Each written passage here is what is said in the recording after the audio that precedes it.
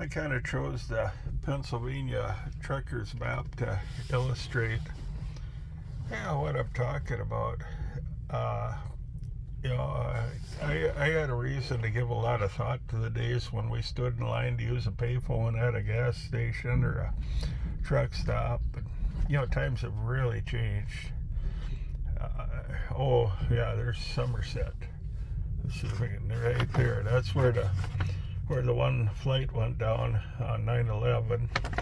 I was just looking around here. But see, they used to print the state of Pennsylvania, and I cannot find a year on here, which is kind of disappointing. I suppose I could look around and see what year the Secretary of Transportation was in office. There's the Capitol. Just up north of here is Pottstown, where the Yuengling brewery's been in continuous operation for the longest of any brewery in the nation. You can see there. They got the low bridges marked.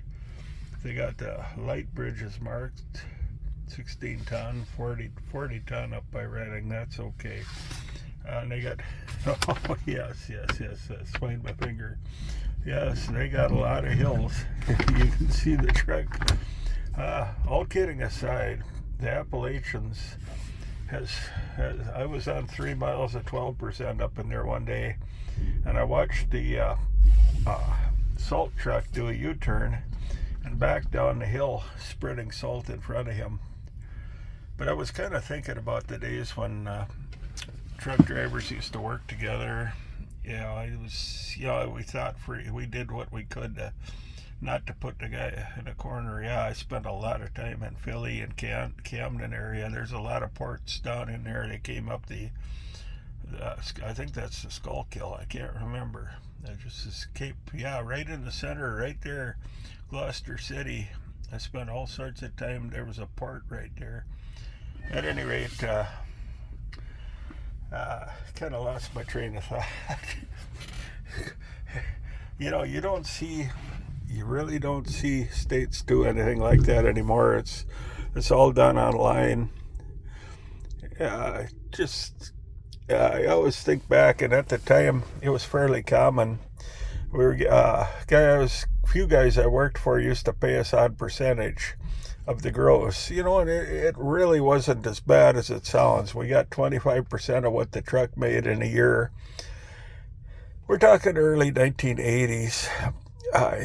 You could make between $30,000 and $40,000 when that was a lot of money. And I know some people do a lot better and some people struggle and to make that. At any rate, I always remember a guy that showed up to apply for a job once upon a time, and he asked the boss what he'd pay.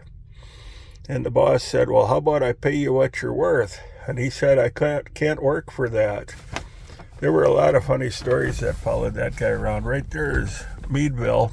I've been to the Channel Locks factory. Here, I'll blow it up a little. I've been to that Channel Locks factory in Meadville. That's where they're made. Oh, there's so much went on up here. Let's see, where does...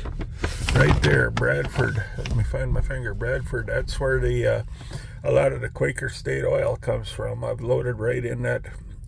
They had a big warehouse there in town, and for some reason there were more trucks hitting each other in their parking lot than were out on the highways.